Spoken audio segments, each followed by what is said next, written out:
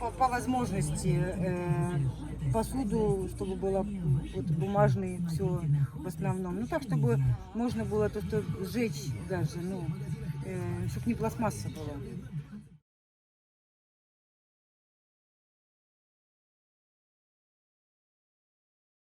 Сейчас уже у нас как бы, ну вот в этом году меньше было мусора, потому что не было очень много рыбаков с Латвии и отовсюду.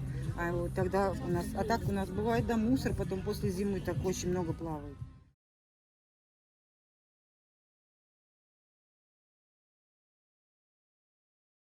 Вы продаете много латикас?